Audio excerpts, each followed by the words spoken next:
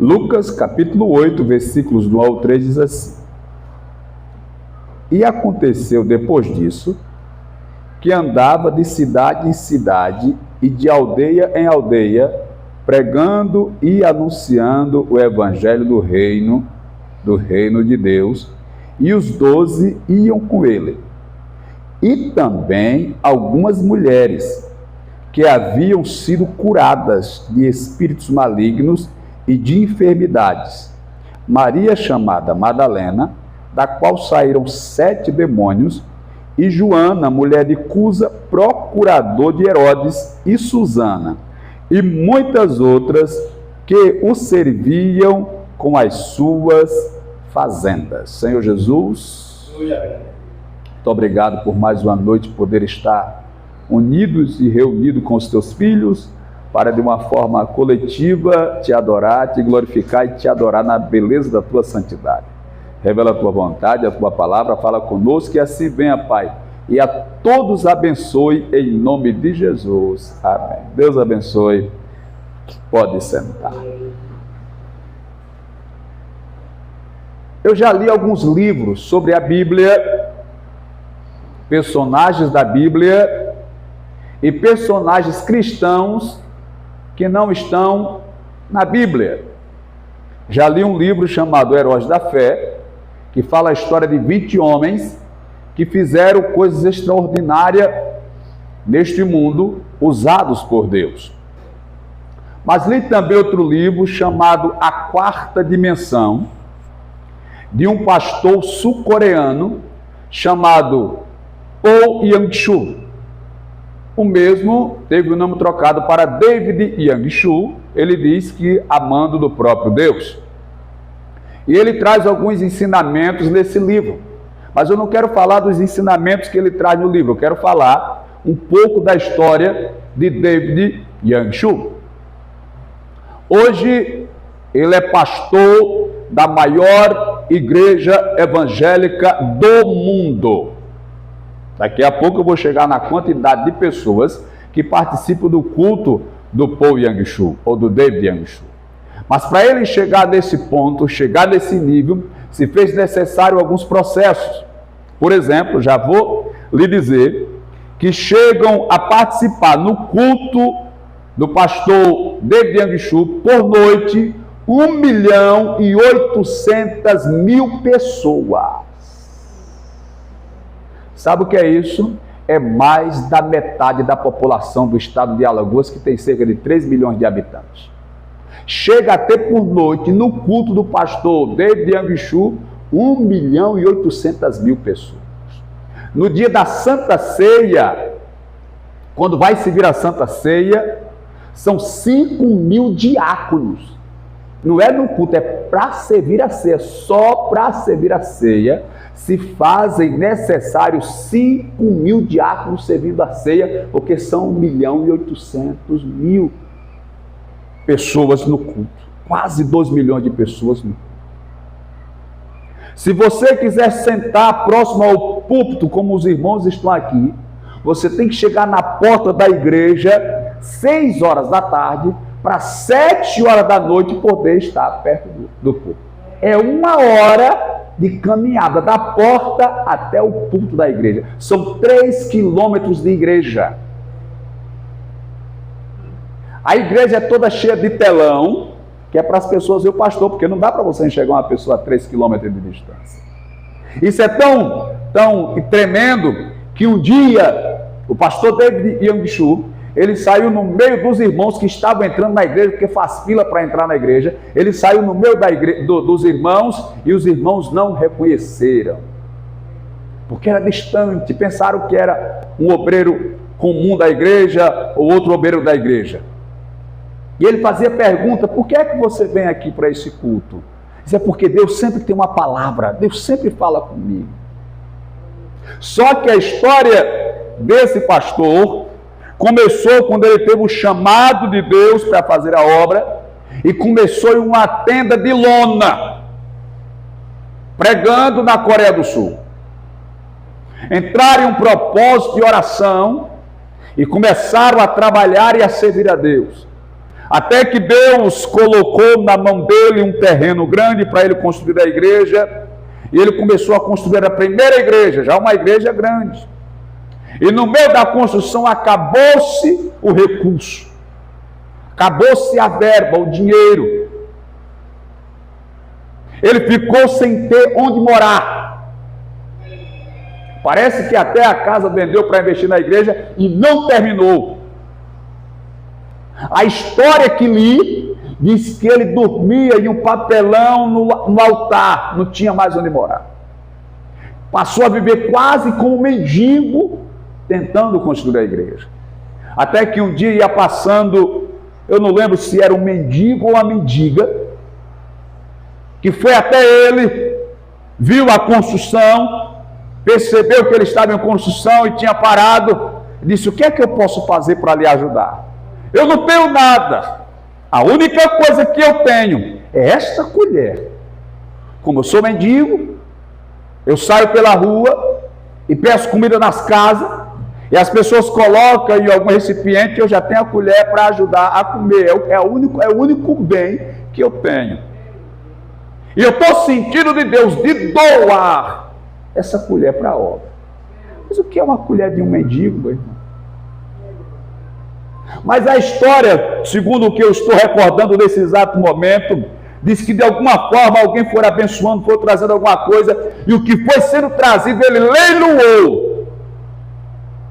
Fez leilão, pegava o objeto, contava a história do objeto e dizia: quem vai comprar esse objeto? Um dizia: eu dou 50, outro dizia: eu dou 55, outro dizia: eu dou 60, e aumentando o valor até que alguém parava de dar lance e era vendido aquele objeto. Mas de todos os objetos que foram vendidos e leiloados naquele leilão, o mais caro, o que custou mais caro foi exatamente a colher. Eu não lembro quanto foi a importância que pagaram, mas foi o objeto mais caro, que mais deram oferta, que mais ofertaram, deram lance no objetivo, foi a colher. E assim ele se tornou uma grande igreja. Mas um dia ele orava a Deus, querendo de Deus uma estratégia para fazer a obra. Deus, me dê uma estratégia para eu ganhar almas, para eu expandir o teu reino, para a tua obra crescer, para as almas se converterem, para as pessoas virem te buscar. Me dê uma estratégia para que eu possa ganhar alma. Sabe qual foi a resposta de Deus para Deus? Use as irmãs da igreja. Peça para as irmãs da igreja trabalhar. E foi exatamente esse pensamento que me veio aqui para falar. Por isso que eu disse, eu estava com um tema e Deus me mandou falar esse tema. Por isso que eu disse, eu vou procurar o texto que fala das mulheres que seguiam Jesus. E como a gente não consegue guardar tudo, eu digo, se eu achar de primeira, se for aquilo que eu estou pensando, vai ser essa palavra. Então, quando eu abri no capítulo 8, versículo 1, 2 e 3, foi exatamente a palavra. Que eu estava indeciso, onde era, onde não era, mas de repente veio a lembrança. Lucas 8. Aí diz: e aconteceu depois disso que andava de cidade em cidade, de aldeia em aldeia, pregando e anunciando o evangelho do reino de Deus, e os 12 iam com ele. E também algumas mulheres que haviam sido curadas de espíritos malignos e de enfermidades, Maria, chamada Madalena, da qual saíram 7 demônios, Joana, mulher de Cusa, procurador de Herodes. Veja, o camarada era procurador, a mulher do procurador era crente e seguia Jesus. Procurador é uma pessoa importante.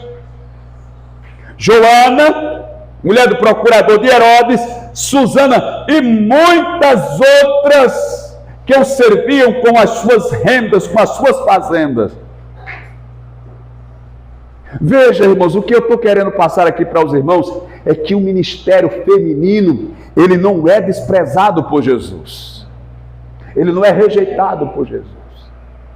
As primeiras pessoas que anunciaram a ressurreição de Jesus foram as mulheres. Lembra das 3 Maria, mãe de Jesus, Maria Salomé e Maria Madalena, que foram até o sepulcro para embalsamar Jesus, colocar o unguento, perfume.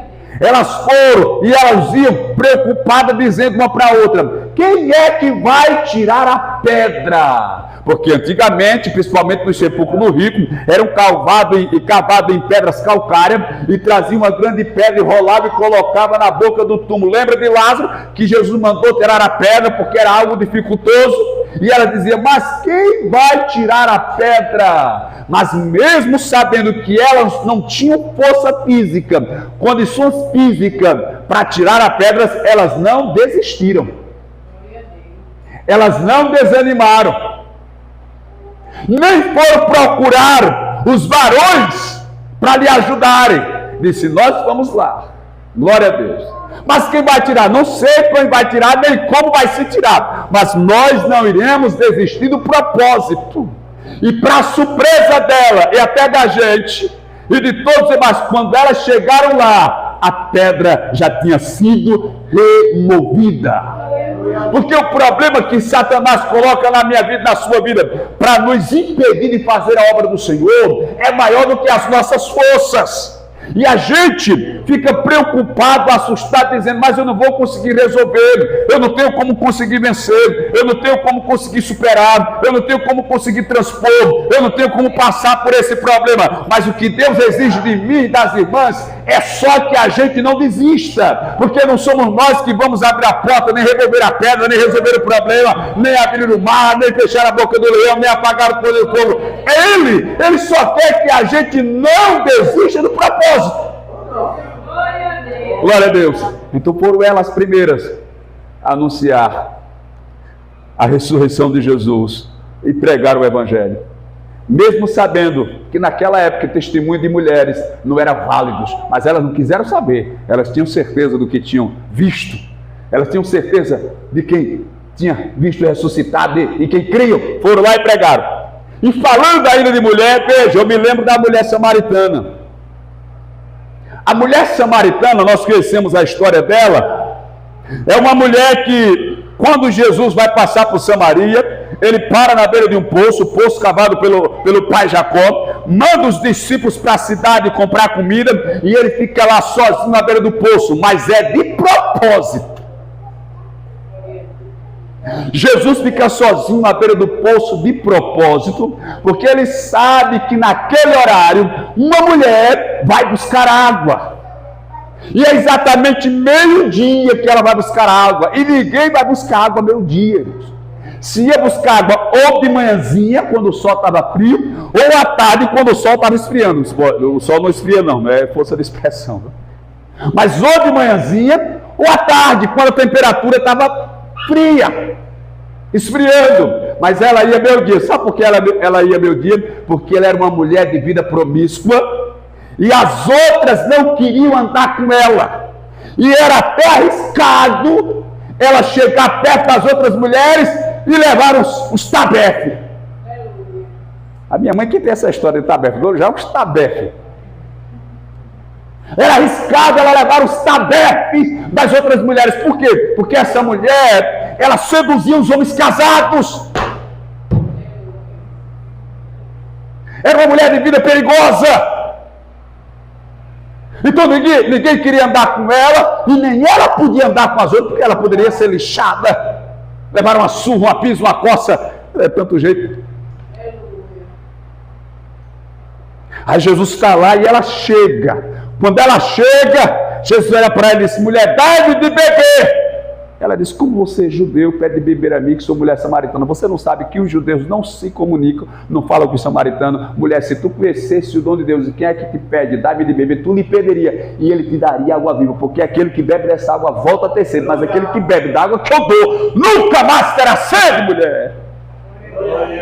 Aí ele disse, Senhor, dá-me dessa água para que não seja necessário eu te pegar água aqui novamente, porque ela ia meio dia, só a pino, sofrendo. Então ela achava difícil. Aí Jesus conversa bem, 45 minutos foi o tempo que Jesus conversou com ela, segundo os melhores pregadores. Aí teve um momento que Jesus chegou para ela e disse assim, vai buscar o teu marido. Nessa hora ela se quebrou e deu trabalho para emendar, porque ela disse, eu não tenho marido. E Jesus sabia, irmãos, que ela não tinha marido. Jesus sabia o comportamento daquela mulher. Jesus sabia que aquela mulher era perigosa, mas não a tratou com desprezo, com humilhação, com constrangimento. Vai buscar o teu marido. Ela disse, eu não tenho marido. Aí Jesus Cristo disse, falaste bem, disseste bem, porque tu já tivesse 5. Olha, era danada a mulher. Já tivesse 5, e o que tu tens agora, 6, não é teu. Era amante de algum homem casado. Por isso que ela tinha que meio dia buscar, porque se fosse na hora que as outras tivessem, ela levava uma pisa, irmão, de vara de goleadeira, se for fogo, ela ia voltar para casa quebrada. Então ela ia meio dia, que sabia que não tinha ninguém lá. Ela se espantou quando viu Jesus lá, porque ninguém ia para o poço meio-dia, mas só que Jesus tinha um encontro com ela. Na hora que ninguém vai, Jesus vai, irmão. Na hora que ninguém está lá, Jesus está lá. Na hora que ninguém tem coragem de te abraçar, Jesus te abraça. Na hora que ninguém te estende a mão, Jesus te estende a mão. Aí Jesus estava lá esperando por ela. Aí ela disse, eu vejo que tu és profeta. Quando Jesus falou isso, ela disse, eu vejo que tu és profeta. Ela disse, os nossos pais adoram nesse monte, mas vós dizeis que em Jerusalém é o lugar de se adorar. Aí Jesus Cristo, olha mulher, vem a hora, e agora é, que nem neste monte, nem em Jerusalém, porque Deus é Espírito, e importa que os que o adorem em Espírito e em verdade. Quando ela escutou essas propostas de Jesus, o texto diz, pode ler o capítulo 4 de João, já no finalzinho, eu não vou procurar aqui os versículos, mas a Bíblia diz que quando ela ouviu essas propostas de Jesus, ela deixou o cântaro, versículo 28, vou ler aqui, ó. Deixou, pois, a mulher o seu cântaro, e foi à cidade e disse àqueles homens.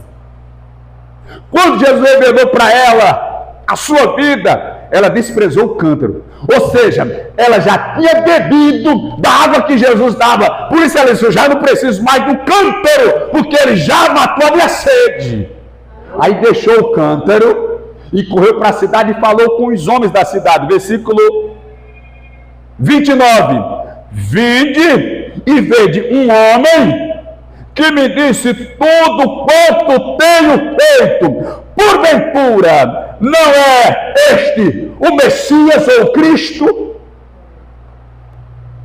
Veja, irmãos, aquela mulher, ela se envolvia com vários homens. E os homens sabiam que ela era fácil.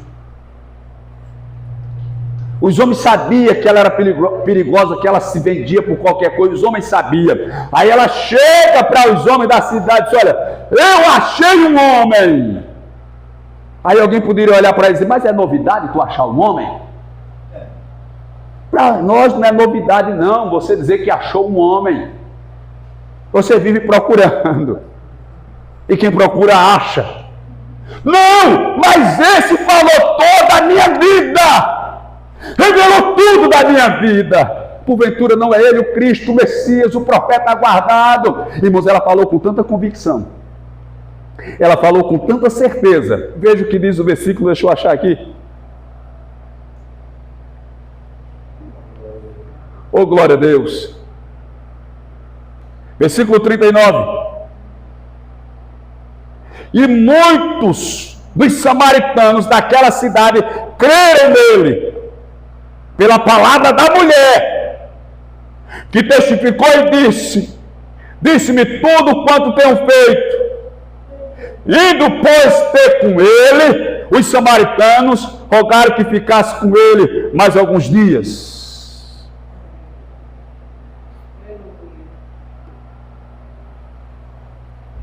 Ela falou com tanta convicção, com tanta certeza, que eles foram e creram nele. Sabe o que é que eu aprendo aqui, irmãos?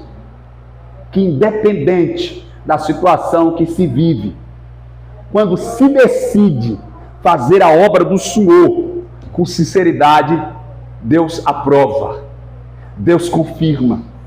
Ela foi e conseguiu convencer todos os homens da cidade, e eles foram ver este homem através da palavra desta mulher. Veja como a palavra de uma mulher, irmãos, principalmente uma mulher que teve um encontro com Jesus, é poderosa.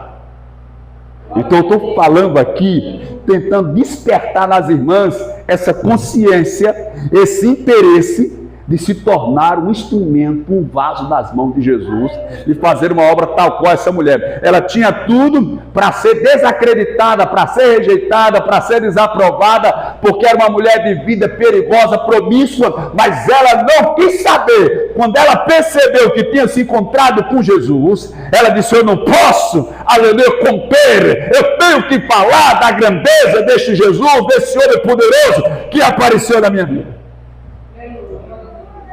Mas duas personagens da Bíblia eu concluo a minha fala. Débora. A Bíblia diz que no tempo dos juízes, se eu não me engano, Israel teve 15 juízes. Não estou lembrado com certeza. E entre eles teve uma juíza, Débora. Débora foi a única mulher que exerceu a função de juíza em Israel. Julgava Israel, a Bíblia diz que ela julgava debaixo de uma palmeira. E Israel estava sendo oprimido pelas nações inimigas. Aí ela mandou chamar um homem chamado Baraque, que era chefe do exército. E ela disse: Baraque, Deus manda te dizer que se levante contra os inimigos, porque Deus vai te dar vitória.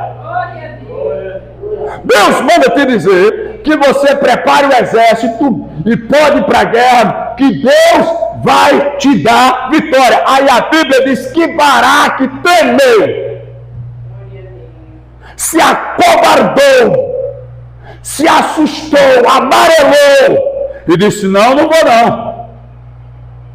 E até vou, com uma condição: se você, Débora, for com a gente.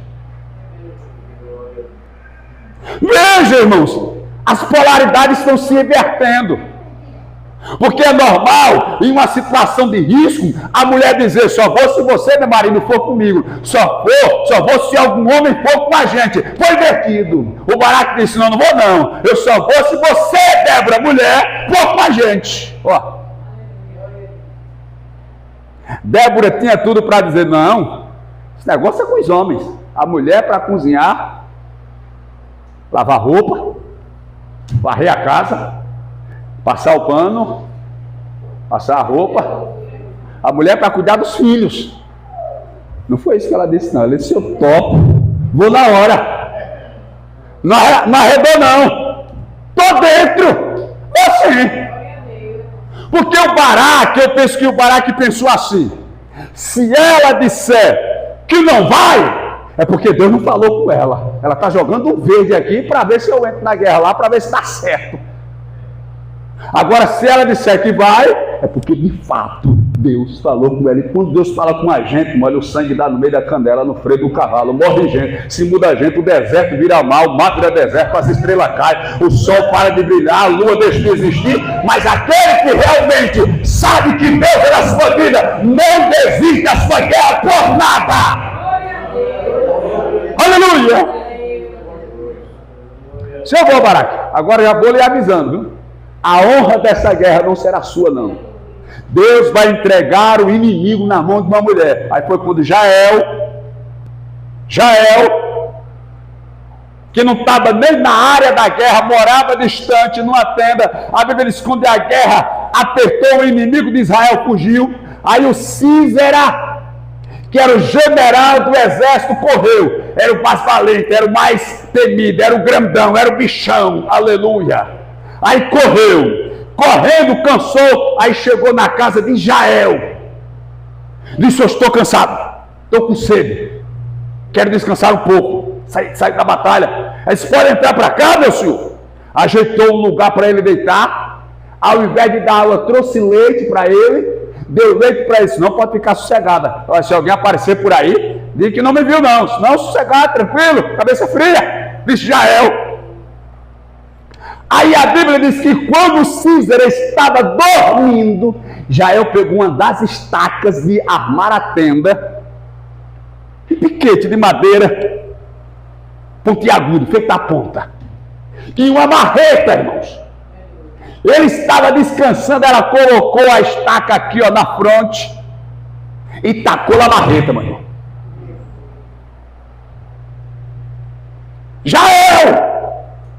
Enquanto Baraque estava com medo de Sísera, o grande general, Jael disse: oxe, isso aí é nada.